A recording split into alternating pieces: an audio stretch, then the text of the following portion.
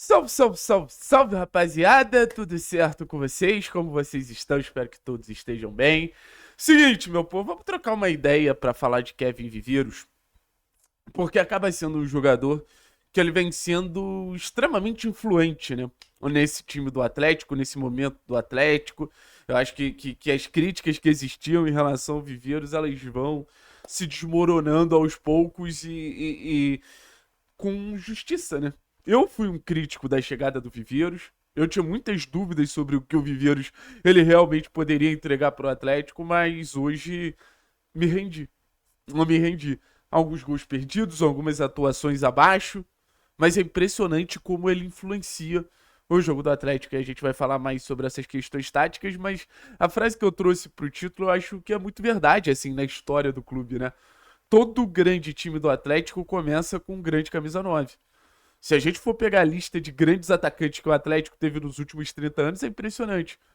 Oséias, Paulo Rink, Lucas, Alex, Kleber, aí o Washington viveu um momento muito bom, aí você tem jogadores que atuavam ali por perto, mas o Ilano, um momento muito bom, Denis Marques, Dagoberto, aí jogadores com menos hype, como é o caso do Ederson, que, pô, fez muito gol com a camisa do Atlético, o Pablo teve seu momento, o Marco Ruben pra ter essa representação latina, então nos momentos mais vitoriosos da história do clube sempre teve um camisa 9 relevante.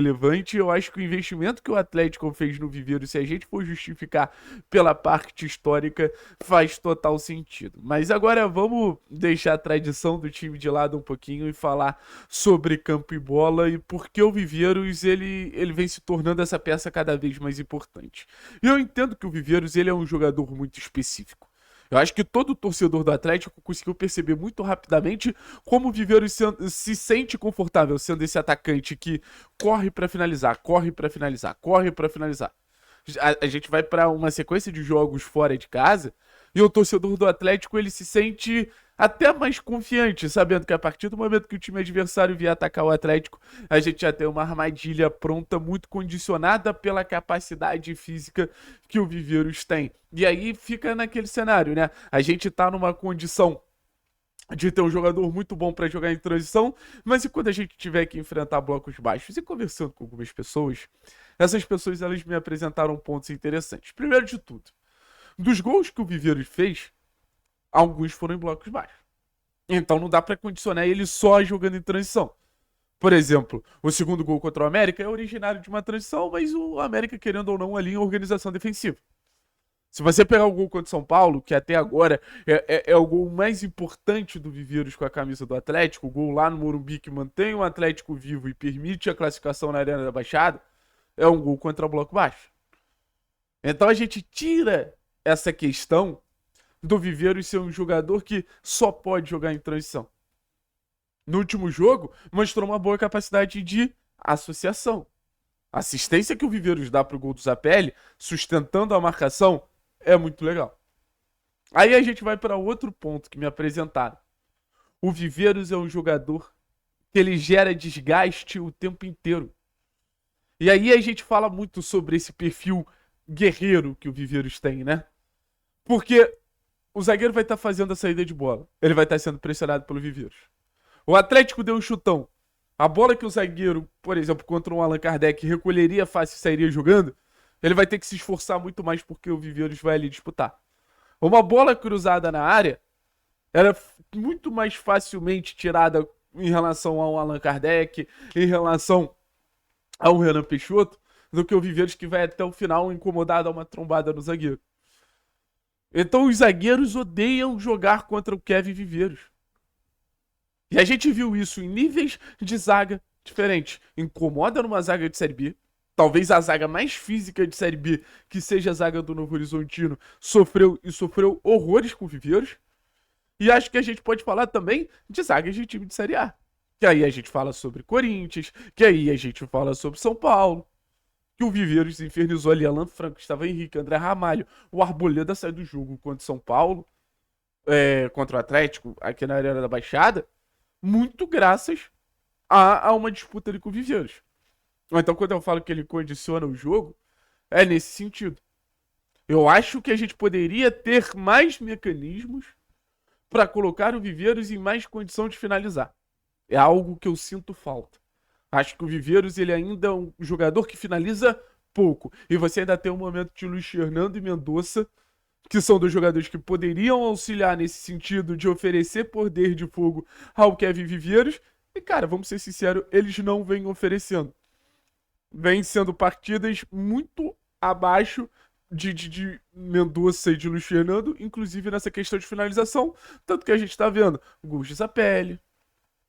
Aí a gente tá vendo o Renan saindo do banco fazendo gol, querendo ou não contra o Corinthians, gol do Dudu. Então a gente tá precisando do auxílio de outros jogadores nesse sentido.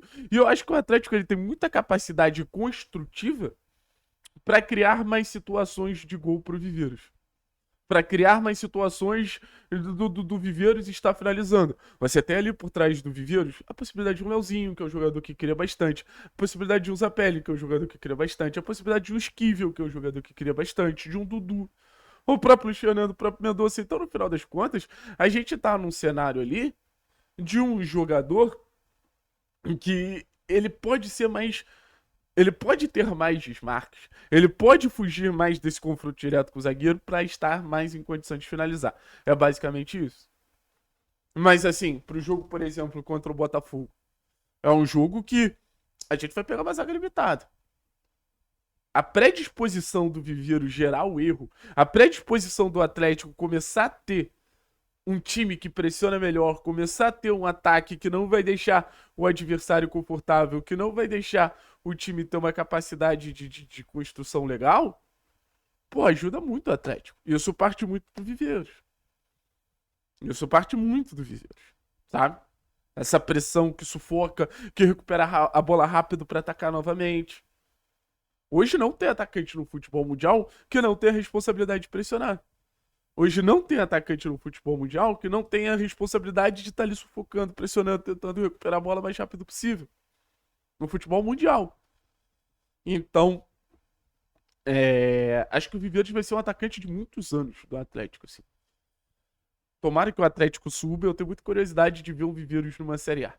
Que o Atlético teria mais predisposição ao natural por uma hierarquia de estar numa condição de fazer mais transições. Eu acho que o Viveiros ia deitar numa Série A. Deitar numa Série A. Nessa capacidade de correr e finalizar. Correr e finalizar. Correr e finalizar. Óbvio que ia perder os golzinhos. Óbvio que ia incomodar de alguma forma nesse sentido, porque o Viveiros também. A gente fala que o Viveiros precisa finalizar mais, mas a gente sabe que tem alguma questão ali de não ser um grande finalizador. Mas isso, vamos ser sinceros, isso é detalhe perante a competitividade que ele oferece. O Atlético é um time mais competitivo com o Kevin Viveiros lá na frente, e até falando um pouquinho sobre o nosso processo defensivo, né? A gente fala que o lado defensivo do jogo, ele é uma responsabilidade de todos os jogadores. E o Viveiros marcando bem, pressionando, incomodando, forçando o erro, ele passa a ser o nosso principal. Ele passa a ser o nosso principal, não, mas o nosso primeiro zagueiro lá na frente. Valeu, pessoal. Tamo junto, é nóis.